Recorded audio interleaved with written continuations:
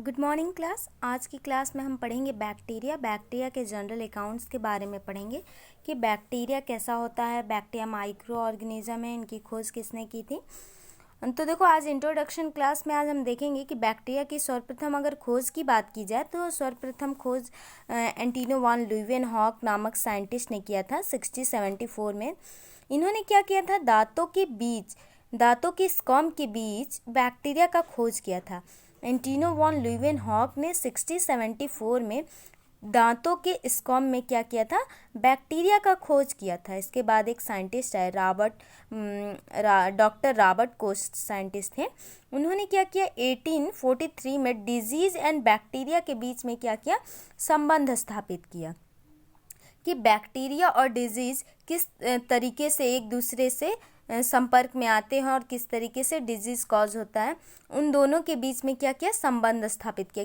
कौन से साइंटिस्ट थे, डॉक्टर रॉबर्ट कोच साइंटिस्ट थे। 1843 में ये जर्मन के साइंटिस्ट थे, ठीक है। उसके बाद एक साइंटिस्ट है लुईस पास्चर। उन्होंने क्या किया, chicken, cholera and anthrax of silkworm जैसे रोगों का उत्पन्न करने वाले माइक्रो ऑर्गेनिज्म का पता लगाया कि किस तरीके से लुईस पास्चर ने माइक्रो ऑर्गेनिज्म को खोजा और किस तरीके से ये सिल्कवर्म रोग उत्पन्न हो रहा है और किन माइक्रो ऑर्गेनिज्म। फिर उसमें देखा कि बैक्टीरिया ही क्या कर रहे थे, पार्टिसिपेट कर रहे थे। तो बैक्टीरिया किस तरीके से वर्क कर रहे थे, उनके माइक्रो ऑर्गेनिज्म का पता किसने लगाया, लुईस पास्चर नामक साइंटिस्ट ने लगाया। फिर उसके बाद एक केजे यूवर्थन नामक साइंटिस्ट है 1835 में 1926 में इन्होंने अपना टाइफॉइड पे क्या किया, काम किया, ठीक है।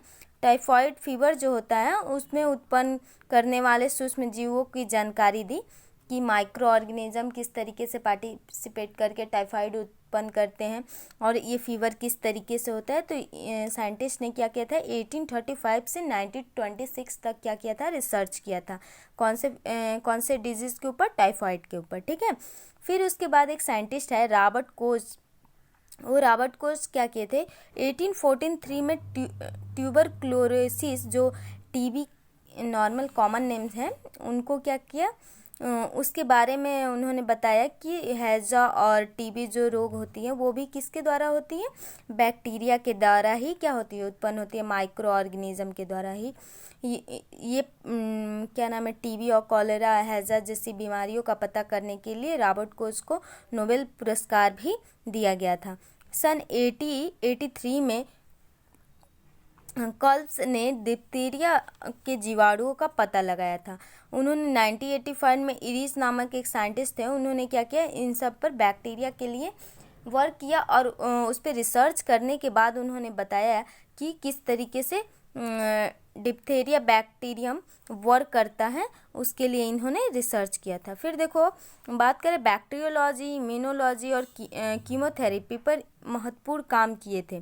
कौन, इरिच नामक साइंटिस्ट ने 1854 से 1950 तक इन्होंने क्या किया, इन सारे चीज़ों पर वर्क किया था। और ये वर्क इतना ज़्यादा मतलब वर्क किया था, सक्सेस भी हुए थे। ये सारे सक्सेस होने की वजह से इनको क्या किया गया था, नोबेल पुरस्कार इनको भी दिया गया था। अतः इन्हें कीमोथेरेपी का पिता भी कहा जाता है। जो इरिच साइंटिस्ट हैं उनको कीमोथेरेपी के क्या कहा जाता है, फादर ऑफ कीमोथेरेपी भी कहा जाता है, ठीक है। कार्ल वेगट नामक एक साइंटिस्ट थे 1845 में और 1904 तक इन्होंने क्या किया था, जीवाणुओं को स्टेन करने की विधि बताई। सबसे पहले एक साइंटिस्ट आए थे जो उन्होंने बताया कि बैक्टीरिया स्टेन भी होता है। वो साइंटिस्ट का नाम था कार्ल वेगट और इन्होंने रिसर्च किया थे 1845 से स्टार्टिंग किया था और उन्होंने स्टेन करने की विधि बताई कि किस तरीके से बैक्टीरिया को क्या किया जाता है, स्टेन किया जाता है। फिर देखो, प्लूरोनिमोनी और बैसिलस जो जीवाणु थे इनकी खोज किसने की थी, फिडलैंडर एक साइंटिस्ट थे। 1888 में इन्होंने क्या किया, इनके द्वारा मतलब किया गया था, ठीक है।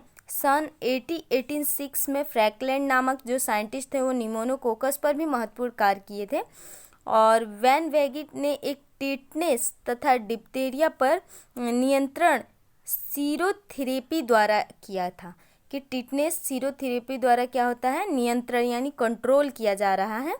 सन 1877 में मूड्स नामक साइंटिस्ट थे जो जीवाणुओं के नाइट्रिफिकेशन या नाइट्रीकरण पर महत्वपूर्ण कार्य किए थे।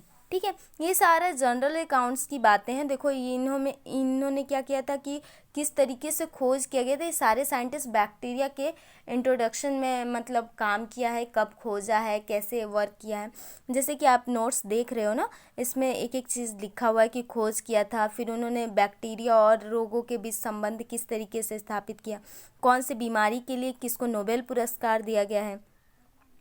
ठीक है, कीमोथेरेपी को पिता किसको कहा जाता है, तो इरिस नामक साइंटिस्ट थे। 1854 में उन्होंने बैक्टीरियोलॉजी, इम्यूनोलॉजी और कीमोथेरेपी पर अपना महत्वपूर्ण कार्य किया, इसलिए उनको नोबेल पुरस्कार भी दिया गया। और नोबेल पुरस्कार के कारण इनको इतना ज़्यादा उन्होंने रिसर्च किया था, इसलिए इनको क्या किया गया, कीमोथेरेपी के पिता यानी फादर ऑफ कीमोथेरेपी का भी नाम दिया गया। ठीक है,